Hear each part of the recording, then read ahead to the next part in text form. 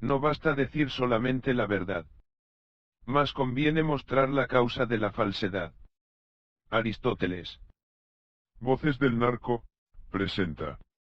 Hijo de la Guerra. Escrito por Ricardo Rafael. Hijo de la Guerra. Primera parte. Ritual de iniciación. Diciembre, 1999. Bajé a desayunar temprano, fui de los primeros en entrar al restaurante. Poco a poco llegó la raza nuestra, pero nadie hablaba. Los jefes notaron la circunstancia del silencio. Entonces el COS se animó a preguntar. ¿Ustedes qué tienen, cabrones? ¿Están mal cogidos o se les apareció el diablo? Esperamos a ver quién hablaba primero. El M se levantó y volvió a interrogar. A ver, tú, Galdino, a mí ya me hablaba así porque yo era su chofer. ¿Qué carajos sucede? Nada, mi señor. Nada. Es que no sé cómo decirlo. ¿Hay alguna molestia? ¿Les falta dinero? ¿Vieron maltratos? No, respondí, sin querer hablar de más. Suéltenlo, para que podamos platicar, insistió el M, dirigiéndose a la bola de culeros que me estaban dejando solo. Disculpe, mi señor, me atreví a abrir la boca, aunque la voz me salía chiquita. Perdone que le haga mención, pero ayer, estando todos presentes aquí, en el hotel, vimos que usted y otras personas salieron en la televisión, acusadas de... Dijeron en las noticias que lo andan buscando, jefe, por narcotráfico. Una carcajada del M rompió el silencio en el comedor. Antes no sospechaban nada. Pues algo, dije yo. ¿Sabes cómo me llamo, Galdino? Ahora sí, mi señor. ¿Cómo? O si el Cárdenas Guillén. ¿Qué piensan, señores? Interrogó al resto. Oiga, jefe, ¿y por qué no nos habían informado toda la verdad? Intervino Óscar Guerrero. Yo les dejé esa responsabilidad a Decena y a Lazcano, se defendió el M, quien continuó risa y risa mientras era evidente que, por su reacción hacia nosotros, solo el Lazca estaba incómodo. O si él propuso que saliéramos al estacionamiento del hotel, y todos lo seguimos. Escoge una camioneta, Betancourt, la que quieras, ordenó apenas estuvimos en el exterior. Betancourt caminó hacia la escalade que ese día traía Rejón. Abre la puerta del conductor, volvió a instruir y Betancourt obedeció. Del bolsillo de su chamarra el patrón sacó una navaja y con ella rasgó la piel del respaldo del asiento. Sin mucho esfuerzo extrajo una placa ancha cubierta con fibra sintética que era parte del esqueleto, y dentro del hueco asomaron varios paquetes cubiertos con plástico y cinta canela. Retiró uno para mostrar que en su interior había cocaína. Según el M, cada asiento delantero contenía 30 kilos y los dos traseros unos 120 más. Escoge otra camioneta, pidió el patrón, ahora dirigiéndose a Guerrero Silva. Óscar señaló una Suburban gris, estacionada frente a la escalade.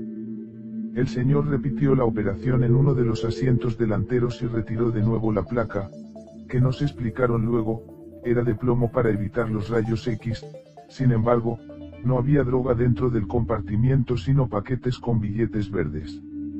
De acuerdo con el patrón, las otras camionetas transportaban, cada una, $750.000. Íbamos de sorpresa en sorpresa, durante los últimos meses había yo conducido esos vehículos sin saber qué contenían. Me imaginé todo lo que habría podido hacer con ese dinero. Adivinando mi pensamiento, el señor Osiel metió la mano debajo del tablero de esa misma camioneta y sacó de ahí una pelotita con cables. Esto es un rastreador satelital que ubica en tiempo real las coordenadas de los vehículos, precisó. En aquel momento la tecnología de rastreo era cara, pero la compañía tenía para pagar eso y más. El aparato los alertaría si nos apartábamos de la ruta prevista. De plano no había manera de robarse el dinero o la mercancía sin que se dieran cuenta. Por último, el M nos mostró una pequeña calcomanía adherida en la salpicadera trasera derecha. En el caso de la camioneta que transportaba dólares, el pegote era verde, en cambio, la Escalade traía una amarilla. Así era como se distinguían las que llevaban cocaína de las que cargaban dinero. Osiel Cárdenas aclaró también que, cuando se trataba de mover moneda nacional, el circulito era rojo. Puta madre. Hasta ese momento caí en cuenta de por qué, en cada ciudad a la que llegábamos, nos cambiaban los vehículos y por qué debíamos retirar las placas de los que traíamos para colocarlas en los nuevos. Las matrículas eran legales y ayudaban a evitar las inspecciones. Es cierto que el engomado de los cristales nunca coincidía con las placas, pero para eso estábamos nosotros. Cada vez que topábamos con un retén militar, mostrábamos las identificaciones que el gobierno nos había dado para que nos dejaran pasar. Iba apenas descubriendo lo enredada que estaba mi vida en el negocio del narcotráfico. Volvimos al restaurante del hotel. Nadie ajeno a nosotros habría podido entrar o salir del lugar. Ocupamos las sillas donde habíamos estado antes. El Cos, Treviño y Tony Tormenta no se habían movido. Osiel Cárdenas volvió a tomar la palabra. Bueno, muchachos, ahora que no hay más secretos y todos tienen la misma información, quiero preguntar si van a seguir sirviendo a la compañía. Corrió dentro de aquel lugar un vocerío incomprensible. Hablen con libertad, no les pasará nada. Díselos tú, Heriberto. Insistió el patrón. Heriberto Lazcano se echó al ruedo con alguna dificultad porque sabía que con su silencio había abollado la confianza. Miren, Campas, el que no quiera seguirle, mejor dígalo de una vez, no hay pedo, se los juro. El que así lo desee, se va. Pero hay que decirlo ahorita, no hasta la noche ni mañana. Yo busqué la mirada del Hammer, porque me sorprendió que ese gay no hubiera dicho ni una palabra. Tocó el turno de que interviniera Arturo Guzmán de Cena. Piénsenlo antes de responder. Ahora tienen buen sueldo, respeto, identificaciones, nadie los detiene, cada vez estrenan camioneta nueva, traen trapitos chingons y andan con buenas viejas. Cualquiera que quieran, gayes, ustedes son la envidia, todas les dan el culo a una voz y no me digan que es por su carita. Analícenlo y, si no quieren, pues ruedas de una vez. Como si jugaran fútbol, de Cena le pasó el balón a Heriberto. La situación es esta, si se quedan, ganarán 120.000 pesos netos al mes, que no gastarán porque les estaremos dando viáticos todo el tiempo. Mírense la ropa, traen buen reloj, alhajas finas, portan el arma que quieren, si entran a un restaurante, el más caro del país, no tienen que preocuparse por el precio. El M no escatima recursos cuando se trata de ustedes, retomó la palabra de Cena. Como dice Arturo, reflexionen en eso también, cómo vive su familia. Recuerden los sueldos que se pagan allá afuera. Cuando éramos solo militares, ¿cuánto ganábamos? No hay comparación con lo que el patrón nos está ofreciendo, dijo el Lazca. Con esos argumentos el Lazca, de Cena y el M se nos metieron en la cabeza. Pero había también otras razones poderosas por considerar, donde estaban los otros 24 compañeros del Grupo Z que también fueron al Fuerte Hood. Habíamos oído rumores. Que a tal lo levantaron, que otro murió en un accidente de coche, que a fulano su familia no lo volvió a ver. Para mí que esos cabrones no quisieron trabajar para la compañía y por eso ya no estaban entre los vivos, a nosotros sí nos habían calado y ellos no pasaron el examen. Eran gente honesta que quería mantenerse al margen, y creo que por esa razón los bajaron. Por fin el Hammer decidió hablar. Pero las cosas han cambiado, patrón. A usted lo busca la policía, y aunque nos quedemos, pues de poco nos servirán las ganas con tanta gente en contra. De eso no tienen por qué alarmarse. Ustedes han de comprender que los medios de comunicación, los reporteros, deben de hacer su trabajo, no se enojen con ellos y tampoco les hagan caso. Estamos bien arreglados, respondió Osiel Cárdenas. ¿Arreglados? Pregunté. Sí, Galdino, arreglados. Repito que los reporteros hacen su trabajo, y bueno, algunos están con nosotros, otros no. Pero ustedes como si nada, caminen derechito y nadie los molestará, se los aseguro. ¿Creen que estaría aquí tan tranquilo si tuviera miedo de que me agarren? ¿Y el gobierno? Está con nosotros el gobierno. Quiso saber Betancourt. Tranquilos, todo está en orden, trabajamos con el gobierno. Ustedes siguen siendo parte del gobierno, ¿o qué? Los cortaron ya de la nómina del ejército. Viene la quincena, chica, cuando tengan su pago, se acuerdan de mí. Otra vez se hizo el silencio en el restaurante. Entonces, apuró el Lazca, porque quería una respuesta rápida. No hay pedo, ya estamos aquí, reaccionó Óscar Guerrero. Pues le entramos, dijo Betancourt. Va, añadió el mamito. Yo también, intervino Efraín Torres. ¿Y tú, Galdino? Demandó de cena solo por joder, no necesité mucha reflexión porque el miedo me ganó y me doblegué ante la situación. Yo voy, respondí en voz más alta que el resto. Al final ninguno se rajó. Los 21 que estábamos ahí reunidos con los jefes aceptamos la nueva realidad. Pérense, ordenó Osiel Cárdenas. Este es un nuevo contrato de familia, así que quiero oír a cada uno aceptarlo. Guzmán de Cena, quien estaba parado frente al M, dio un paso militar y dijo: Yo seré el Z1. Se levantó Alejandro Lucio Morales Betancourt. Z2. Se sumó Heriberto Lazcano. Z3. Luego Jaime González Durán. Z4. Y así siguieron los demás. Mateo Díaz López. Z6. Y Jesús Enrique Rejón. Z7. Óscar Guerrero Silva. Z8. Llegó mi turno. Z9. Omar Lor Méndez Pitalúa. Z10. No hay que creerse lo que luego dijo la prensa, esa numeración de los Zetas nunca tuvo que ver con la jerarquía de mando dentro de la organización, eran claves para identificarnos entre nosotros y fueron asignadas por casualidad. Arturo se inventó en ese momento lo de Z1 y sucedió que Betancourt estaba parado entre él y Heriberto, por eso Alejandro se nombró Z2 y al Lazca le tocó ser Z3. Hacía ya meses que el M trataba como iguales a Lazcano y a Guzmán de Cena, y ellos se habían ganado la superioridad en el grupo, por lo que no es cierto que Betancourt fuera el número 2 ni que yo ocupara el lugar 9 en la jerarquía. En todo caso, el 3 habría sido el Hammer, y yo era el cuarto en el mando. No se retiren tan rápido, nos dijo el señor Osiel. Antes hay que apartar el trigo malo del bueno. Todos volteamos a ver al patrón. Ciro Justo Hernández, salga usted de la formación, ordenó el M. El Cos y Treviño avanzaron hacia ese compa y lo flanquearon. Este hijo de la chingada estuvo hablando de más, nos informaron.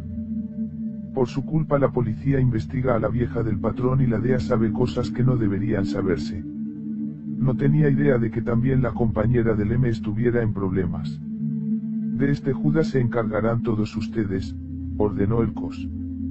Ciro Justo Hernández era un cabo que siempre andaba callado, la llevaba con pocos y solo era amigo de Óscar Guerrero, esa mañana nos enteramos de por qué. ¿Sabían ustedes que Ciro se cambió el nombre cuando lo mandaron al Fuerte Hood? Preguntó el M. Óscar bajó la mirada. ¿Lo sabías tú, Óscar? El verdadero nombre de este traidor. Señaló con el dedo, es Ciro Guerrero Silva.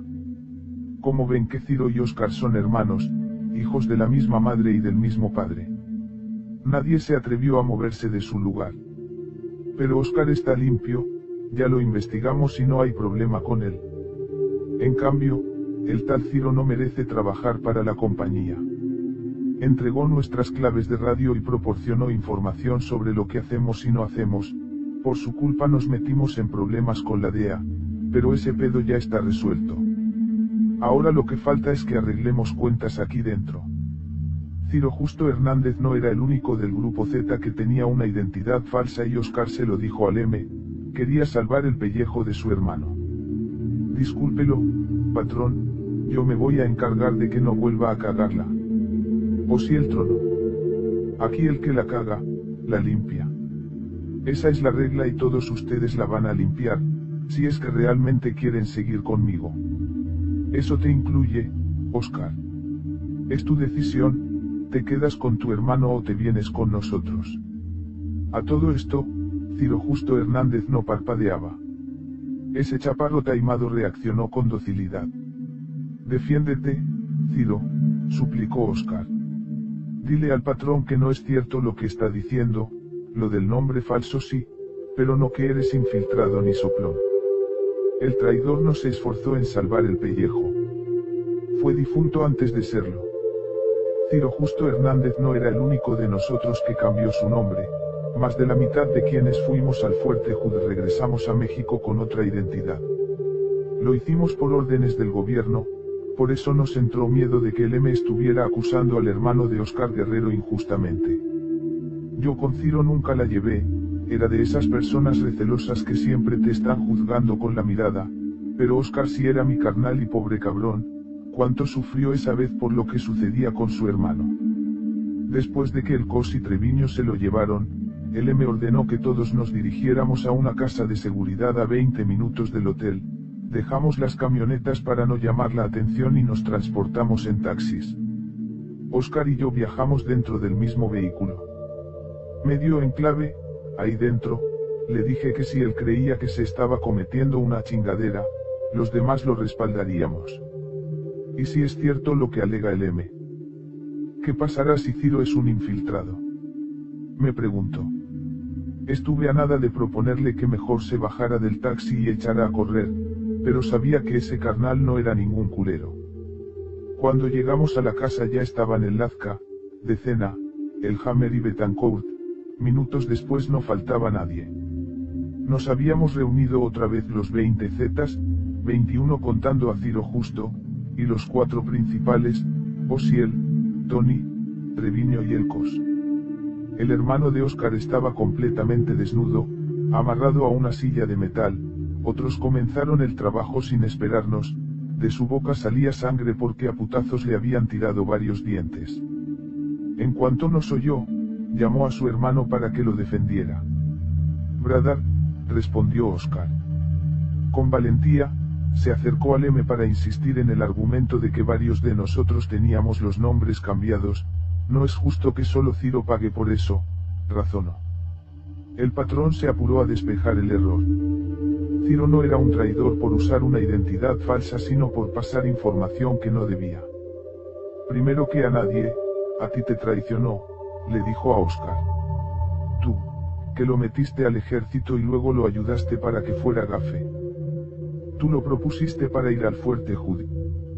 Tú eres el primer traicionado. Nos sorprendió el grado de detalle de la información que Osiel Cárdenas podía tener sobre cada uno de nosotros. Por ti este cabrón es lo que es. Sí, volvió a pronunciar mecánicamente el Z8. Y, sin embargo, nunca te dijo que se cambiaría de bando. No. No te platicó que se reunía con periodistas y agentes del gobierno gringo. Oscar negó ladeando brevemente el rostro. Tampoco te comentó que la DEA le pagó varios miles de dólares para que soltara nombres y entregara las claves de radio, para informar sobre mis movimientos. La mamada que vieron anoche por televisión, dijo el M, ahora dirigiéndose al resto, no habría ocurrido si este hijo de la chingada se hubiera mantenido en la línea, si no se hubiera hecho amiguito de los pinches. El rostro de Oscar se ponía cada vez más rojo. A los traidores hay una sola manera de tratarlos, ¿comprenden? Oscar miraba de frente al M y de reojo a su hermano. El Lazca se aproximó a Ciro Justo y le pegó tamaño golpe en la cabeza con la palma abierta, el cráneo del gay tronó seco. Por tu culpa pudo haberse desmadrado la operación, añadió Heriberto. Por tu culpa ahora el jefe está en los noticieros. Al patrón le costó muchos millones construir esta organización para que un pendejo como tú venga a echarlo todo a perder. Cuando Oscar vio que no había remedio, trató de hacerse el fuerte. Entiendo, señor, entiendo lo que me explica. Si mi hermano se pasó de verga, pues yo no soy quien puede defenderlo.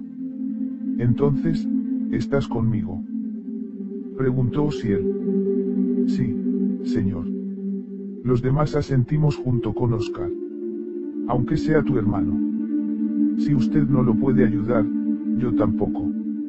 El Lazca se arrodilló junto a la silla donde estaba Ciro y con un martillo le masacró los dedos desnudos de los pies hasta que se convirtieron en pequeños fragmentos de carne reventada. Luego se aproximó el Hammer y puso un tremendo patadón sobre el pecho del desgraciado.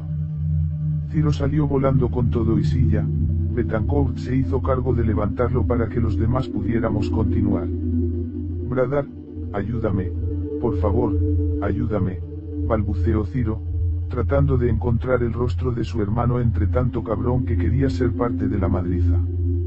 Oscar se mantuvo junto al patrón sin involucrarse, pero sin oponerse al castigo. Piedad, amigos, piedad. Oscar, Bradar, ayúdame. Los gritos enardecieron el ánimo del grupo, varios comenzaron a disfrutar la tortura. El Hammer sacó un cuchillo de sierra y cruzando el labio superior le arrancó un pedazo de la mejilla. Alcancé a ver el hueso pelón por encima de las muelas. Traigan brasas y vinagre, ordenó el Lazca. A mí me tocó hacerla de curandero, apliqué primero el vinagre y luego una vara de madera ardiendo para cicatrizar la herida. Asegúrense de que sufra un chingo, mandó el M. 20 cabrones participamos en desollarlo. Betancourt y yo nos encargamos de mantenerlo con vida mientras los demás se llevaban, cada uno, su trofeo. Esa fue la primera muerte culera en la que participé, una madre de esas te hace sentir poderoso. Mientras tanto, el gay de Ciro escupía toda la sopa. Confesó que los gringos le ofrecieron una vida de rico en Estados Unidos si trabajaba como infiltrado entre nosotros, juró, y yo le creí, que nunca compartió nuestros nombres con sus otros patrones. En cambio, de Osiel Cárdenas dijo todo lo que sabía, la ubicación de casas y ranchos. También habló sobre los contactos que el jefe tenía fuera del país. Ese día supimos más cosas del M que durante los meses previos. Cada vez que Ciro confesaba algo, el rigor venía peor, el Hammer lo castró y de cena le amarró un petardo para volarle la verga. No es fácil describir las emociones que genera involucrarte en una fiesta de esas, sientes miedo, pero no es un miedo desagradable porque está cargado de adrenalina. ¿Quieres ver más sangre, más golpes? ¿Quieres oír más gritos y darle tú también, darle un chilazo al gay? No es excitación sexual, porque no soy puto, pero sí te excitas y no quieres que se detenga. Al final Osiel decidió terminar con el show, le entregó a Oscar la Colt 9 milímetros que siempre cargaba y ordenó que le diera el tiro de gracia. Seguro que mi carnal ya se esperaba esa conclusión, no participó en la carnicería y por eso no le quedaba de otra si quería seguir siendo parte de los Zetas. Cuando todo acabó, el patrón volvió a reunirnos a su alrededor, recuperó el arma que venía de usar Oscar y lo abrazó con fuerza diciéndole que lamentaba su pérdida. Guerrero, hoy perdiste a un hermano, pero ganaste una familia, 20 hermanos y yo que desde ahora formamos parte de ti. Con esta traición nace una hermandad, y así durará. Piénsenlo como un ritual que nos une para siempre. La sangre que circulaba por nuestras venas nos tenía muy alertas, más que cualquier droga. Ese día surgió una legión de soldados dispuestos a hacer cualquier cosa con tal de sobrevivir. Entusiasmado, el patrón preguntó. ¿Y su código, cuál es? Fue de Cena quien pronunció la primera frase. Mata, Dios perdona. Los demás completamos. Tu padre, la nación, tu madre, la bandera, tu esposa, tu pistola, tus hijos, tus cartuchos. Por cielo, mar y tierra, nuestro único objetivo es dar con el enemigo y vencer o morir en el intento. No hay amigos, no hay familia, y no existe el amor. Juan Luis Vallejos de la Sancha. Mayo, 2015. Por encima del horizonte, sobre la cresta de los cerros, 2 camiones blancos descargaron los primeros desperdicios de la mañana. Chiconautla es una cárcel construida dentro de un antiguo basurero. que la autoridad olvidó cerrar cuando mudó a Aji a los reclusos. Sorprende que durante 30 años la prisión y el vertedero hayan cohabitado como hermanos siameses. En tiempo de calor las narices duelen porque la pestilencia se apodera de toda la cuenca. Los ajenos al penal no ingresamos antes de las 10 de la mañana, e hice ahí que aquel miércoles 13 de mayo de 2015 debía guardar con paciencia casi una hora, hasta que un custodio accionó el pasador de una inmensa puerta de metal. Antes de entrar, en el muro exterior topé con un cartelito que anunciaba una multa de 6.000 pesos contra aquellos visitantes que introdujeran teléfono celular o dinero en efectivo. Después de cruzar 3 aduanas me condujeron a los locutorios. A Aji, todos de pie, separados por una malla de fierro pintada de verde, los internos conversaban con sus abogados. Hasta el último momento temí que algo pudiera salir mal, pero 15 minutos después de solicitar su presencia apareció Juan Luis Vallejos de la Sancha. Llegó vestido con uniforme azul y traía un cubrebocas, del mismo color, tapándole la mitad del rostro. Imaginé que lo usaba para protegerse de los olores del basurero. Para saludarme introdujo el dedo índice a través de uno de los brevísimos huecos de la malla. Preguntó si quería que habláramos en un lugar más accesible y pidió 100 pesos. Con dudas, porque no había olvidado el cartelito en el muro exterior del penal, entregué enrollado un billete a través de la malla. 5 minutos después volvió Vallejos con un refresco de cola en la mano. La dádiva entregada a los custodios le consiguió permiso para situarse del lado de los abogados. Lo tuve de cuerpo entero frente a mí. No era un hombre alto, pero me encontré con un deportista disciplinado. En el pasillo paralelo a los locutorios comenzó a calentar el sol. Las manecillas del reloj en la pared marcaban las 11 de la mañana.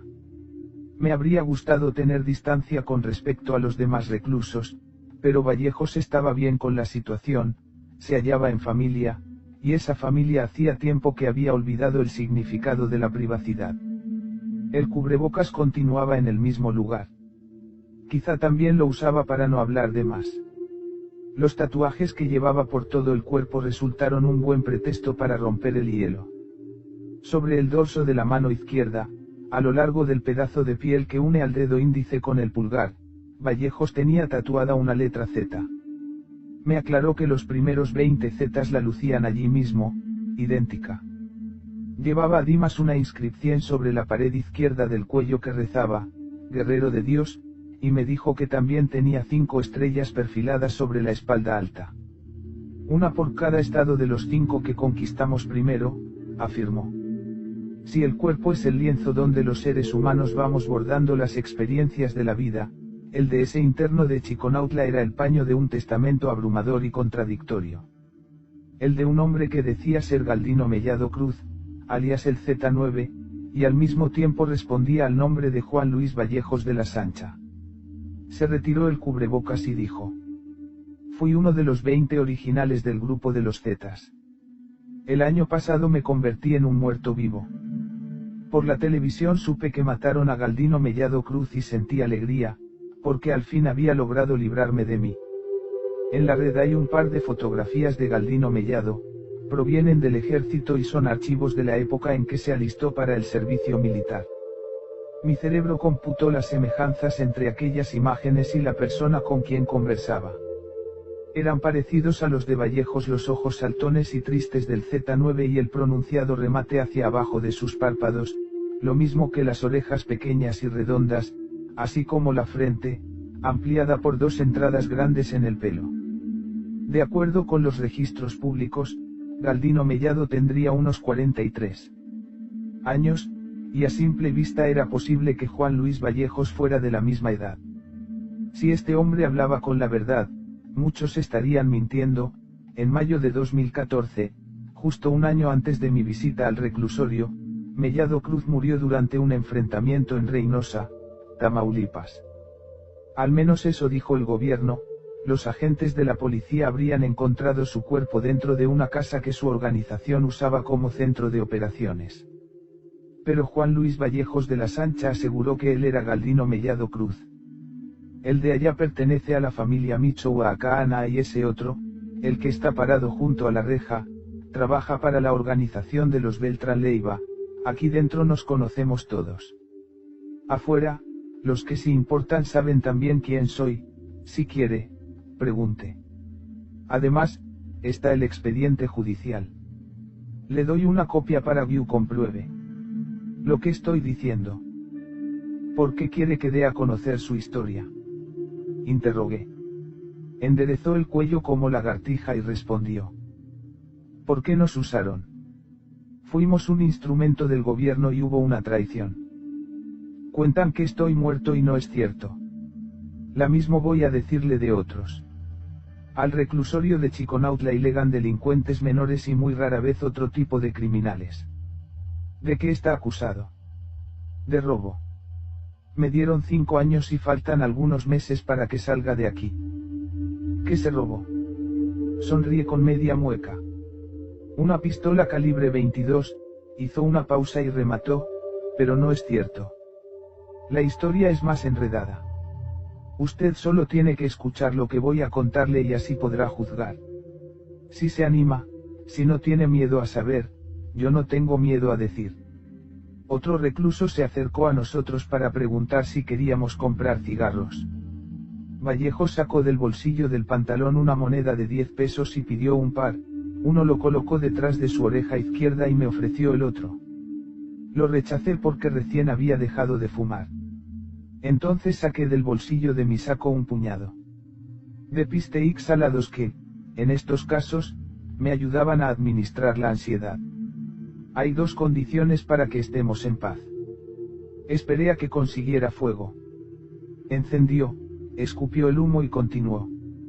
Primera, usted no puede publicar nada hasta que yo esté fuera de la cárcel. Ni una palabra antes de marzo del próximo año. Segunda, debe proteger a mi familia. Mucho trabajo me ha costado ganármela de nuevo, sobre todo a mi madre, y no quiero echarlo a perder.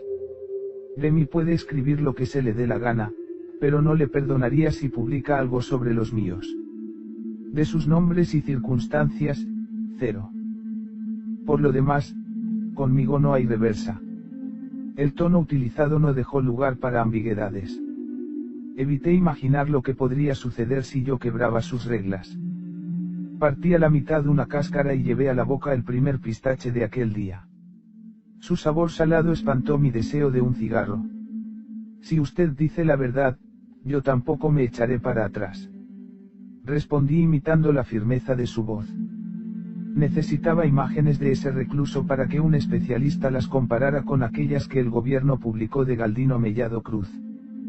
Para ello había llevado a esa sesión una pluma cuya tapa escondía una cámara muy potente. Los custodios que hicieron el registro aquella mañana no la descubrieron. Quiero un retrato suyo, expliqué moviendo la pluma. Ningún problema. Ahora que nadie nos está jodiendo, aproveche su camarita. Coloqué el ojo diminuto de la pluma falsa frente a él y busqué un tiro limpio.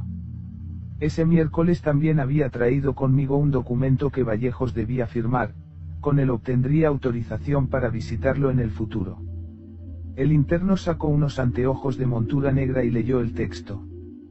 Después de 2 o 3 minutos firmó como Juan Luis Vallejos de la Sancha, y bajo el trazo escribió, Romanos 1, 22. Es un versículo del Nuevo Testamento que habla sobre quienes presumen ser sabios, pero en realidad son hombres necios. Le entregué un número de teléfono donde podía contactarme. Entonces, un interno vestido de color beige se aproximó para avisar que la conversación podría continuar si yo daba más dinero, pero ambos convinimos en detenernos. Mientras caminamos de vuelta hacia la puerta de salida, tiré las cáscaras duras de pistache dentro de un basurero desbordado. El recluso esquivó la mirada inquisitiva de los custodios y al final se detuvo, extendiendo la mano para darme una despedida casi militar. No había tomado suficiente distancia cuando alcancé a escucharlo de nuevo. Yo no me rajo. Miré y sus ojos me parecieron más tristes que antes. Continué andando hasta llegar a la calle. Cuán tenue me pareció, en ese momento, la frontera entre la libertad y su privación. Falso positivo. Mayo, 2015. La investigación comenzó donde en esta época suelen comenzar todas las investigaciones, en Internet. Transcurridos solo 52 segundos en el buscador de Google, el nombre de Galdino Mellado Cruz arroja 44.000 resultados. Frente a mí había una inmensa montaña de datos aún sin corroborar. Me angustió una jornada para la que iban a faltarme oxígeno y valentía. Wikipedia dedica una entrada larga que incluye los principales datos de su biografía. Con su referencia también emergen 4 o 5 imágenes que corresponden a distintos momentos de su vida. Ahí está la fotografía de cuando ingresó al ejército, otra de cuando fue policía judicial, una más del periodo en que fue zeta y, finalmente, la de su rostro acribillado por una varicela de pólvora. La confirmación de su muerte es probablemente la noticia más destacada en la red. Si uno dedica tiempo a bucear en esa nebulosa infinita de información, también es posible encontrar evidencia de que la justicia de Estados Unidos no creyó en el fallecimiento del Z9. Para despejar contradicciones, un día después de mi visita a Chiconautla envié a Montserrat Ferrara, antropóloga forense experta en análisis facial, las fotografías que había tomado con la pluma falsa. También le hice llegar una de las imágenes de Mellado que saqué de internet. Elegí aquella donde tendría unos 24 años, que es del periodo cuando trabajé como policía. La experta devolvió una semana más tarde su peritaje. Ahí narra el método que utilizó para hacer su reporte. Primero integró una base con 500 caras seleccionadas al azar, dentro de la cual introdujo los retratos que yo había proporcionado. Luego corrió un programa capaz de comparar 47 rasgos faciales entre todas esas caras de la base. El resultado que obtuvo fue fundamental para seguir adelante. En ese universo relativamente amplio de fotografías, las dos más parecidas fueron las que yo había aportado. Según la experta, la probabilidad de que las imágenes del recluso de Chiconautla y la del joven Galdino Mellado Cruz pertenecieran a la misma persona era de un 82%. La cifra se acerca a 100% si se eliminan los rasgos debajo de la nariz. Mientras la boca, el mentón y el cuello son facciones que se modifican con la edad, las medidas de los ojos, la frente o los pómulos tienden a perdurar en el tiempo. Comparando el tamaño de las cavidades oculares, la longitud de la nariz o las dimensiones de la frente, entre otros rasgos faciales superiores, se concluye que las dos fotografías entregadas corresponderían a la misma persona. Mintió entonces el Comisionado Nacional de Seguridad cuando afirmó que los peritos del gobierno identificaron plenamente a Galdino Mellado Cruz.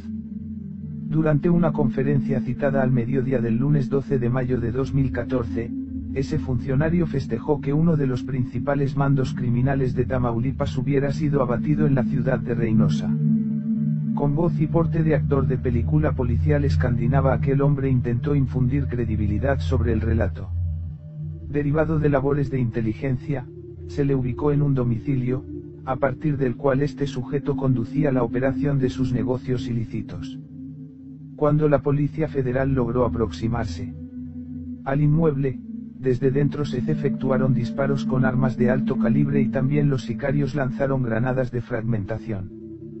En la parte baja del atril, desde donde el comisionado pronunciaba su discurso, fue colocada una composición fotográfica que incluía dos mitades de un rostro humano, supuestamente pertenecientes al Z9. La del lado izquierdo mostraba la faz de un varón vivo y sonriente, la del lado derecho, una cara masacrada por una decena de cicatrices de bala.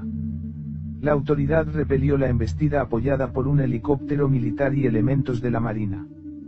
Después del enfrentamiento, ingresamos a la construcción, encontrando el cuerpo de un solo hombre abatido durante la refriega. Los demás atacantes lograron huir.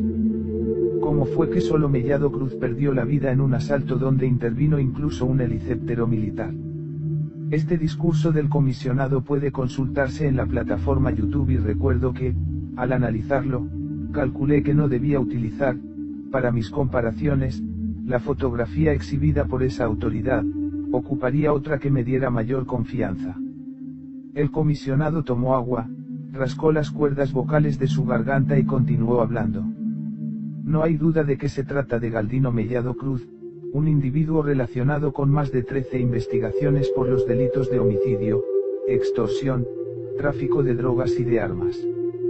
A diferencia de los filmes escandinavos, donde la decencia policial obliga a que la autoridad atienda a las preguntas de la prensa, apenas terminada su intervención, el funcionario abandonó la sala.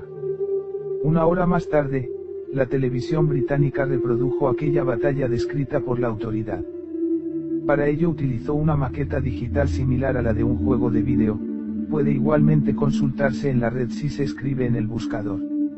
No faltó aquel lunes de mayo uno solo de los elementos que suelen desplegarse para otorgar credibilidad a la parafernalia oficial, la contundencia del discurso, la elocuencia de las imágenes y sobre todo, la ingeniosa reproducción de los hechos. Sin embargo, un argumento se coló para incordiar la perfección de las escenas. La conferencia de prensa sucedió 24 horas después de que miles de personas tomaron las calles de Tampico, Tamaulipas, para reclamar al gobierno por su negligencia frente a una ola de violencia que, en pocas semanas, había arrancado la vida a 60 ciudadanos. Para un cerebro políticamente torcido, como por ejemplo el mío, no es difícil sospechar que la escenografía montada para comunicar el deceso de Mellado Cruz pudo haber tenido como propósito competir por la atención de los medios de comunicación. ¿Acaso el objetivo del gobierno no fue neutralizar al delincuente sino la crítica social? Alimentó también mis dudas el hecho de que, un día después de la conferencia, el secretario de Gobernación, jefe inmediato del Comisionado Nacional, había visitado Reynosa para anunciar una nueva estrategia de seguridad, así como la policía, la marina y el ejército, en colaboración, habían abatido al último de los Zetas fundadores. De igual manera lo harían, a partir de ese momento, con todo aquel individuo que pudiera significar una amenaza criminal. Para alimentar la suspicacia también importó el documento que encontré en los archivos judiciales estadounidenses. Se trata de un oficio fechado el miércoles 27 de mayo de 2015, un año después de la supuesta muerte de Mellado, que contiene la firma del fiscal de distrito Eric Daniel Smith. Ahí, este funcionario solicita al juez Kate P. Elasan que, a pesar de los dichos de la autoridad mexicana, mantenga abierta la causa penal en contra de Galdino Mellado Cruz, ya que posee evidencia de que el sujeto continúa con vida. Tengo el título de licenciado en Derecho, pero nunca ejercí. La vida en tribunales me habría hecho infeliz. En los estantes de mi biblioteca todavía conservo una selección de libros gruesos gracias a los cuales me gradué de la universidad. De algo me habían servido antes para enfrentar distintas investigaciones durante mi carrera como periodista, pero en esta ocasión eran inútiles ante este pozo de confusiones. Mis maestros de derecho me enseñaron que los procesos judiciales tenían como principal objetivo estabilizar la verdad argumentada por las partes en conflicto. Si el expediente penal no lograba este propósito, era muy difícil para la justicia hacer su trabajo. No imaginé entonces que un día iba a enfrentarme a un caso donde los documentos procesales, mexicanos y también los estadounidenses, producirían el efecto contrario, impedían dar con la verdadera identidad de un delincuente tan buscado. De acuerdo con la jueza Verónica Castillo, Galdino Mellado Cruz ingresó al Penal Estatal de Chiconautla el lunes 13 de diciembre de 2010, según el Comisionado Nacional de Seguridad. Ese mismo sujeto murió durante una balacera en Reynosa, Tamaulipas, en mayo de 2014 y, ante los ojos del fiscal Eric Daniel Smith y del juez Kate P. Elasan, ambos pertenecientes al Poder Judicial Federal de Estados Unidos. El mismo individuo continuaba prófugo de la ley. ¿Podría el hombre uniformado de azul ayudarme a despejar la confusión? Acudí el miércoles siguiente al reclusorio de Chiconautla cargado de preguntas. No solo abordaría con él interrogantes relativas a su identidad, si el hombre decía la verdad, podría explicarme algo del horror que ha recorrido mi país durante la última década. En muchas regiones los panteones se han poblado de gente muy joven. Antes de morir, esos seres humanos fueron torturados, tasajeados, decapitados. La escalada de violencia creció hasta hacerse insoportable, entre 2006 y 2018, a causa del conflicto armado contra las organizaciones criminales, en México perdieron la vida 240.000 personas y desaparecieron más de 60.000. Los Zetas fueron protagonistas de esta tragedia. Ellos introdujeron terror, ferocidad militar y competencia armada a la pugna que ya había entre organizaciones. Antes de volverse delincuentes, fueron militares bien entrenados. Son el eslabón más obvio que alguna vez unió al gobierno con el crimen. Aproximarme a este individuo podía ayudarme a comprender el origen de la guerra y también las causas de tanta mortandad. Como la inmensa mayoría de los mexicanos, yo sabía poco sobre ellos. Se cuenta que los Zetas fundadores se educaron en Estados Unidos, pero no existen pruebas de esta afirmación. Los contrató la Policía Judicial Federal, pero no ha sido posible explicar cómo fue que, de la noche a la mañana, se convirtieron en los sicarios más temibles del narcotráfico. Los Zetas fundadores comenzaron a marcar el territorio con cuerpos torturados y cabezas cercenadas, infligieron terror como nadie lo hubiera hecho antes en México. Como sucedió que este grupo contagió a otras mafias con sus métodos y sus prácticas. Hay también evidencia de que los Zetas financiaron campañas políticas, pero nadie ha sido perseguido hasta ahora por este delito. También es extraña la manera en cómo algunos de sus líderes fueron abatidos y luego sus restos desaparecieron, haciendo imposible validar su identidad. Circulan todo tipo de versiones sobre el verdadero destino de estos personajes. Se dice que podrían estar vivos y en el extranjero, gozando de una existencia plácida y millonaria porque lograron un acuerdo que les permitió escapar. El problema con estas versiones es que también suelen tener como fuente la propaganda. Igual que hace el gobierno, el crimen contrata publicistas que, por medio del corrido, el rumor, las redes y los sitios en internet, son capaces de inventar casi cualquier cosa. Cuando me enteré, por un colega, que en el reclusorio de Chiconautla había un hombre que afirmaba ser el verdadero Galdino Mellado Cruz, pensé que no debía dejar pasar la oportunidad. Cabía dudar de su honestidad, fui advertido, sin embargo, el hombre hablaba de temas y cosas que no parecían mentira. Si aquel sujeto era quien decía ser, el gobierno había montado una mascarada que yo quería denunciar. En caso contrario, si el interno de Chiconautla mentía, calculé que valía la pena el esfuerzo de visitarlo para averiguar las razones de su falsedad. Hijo de la Guerra. Fue presentado por Voces del Narco.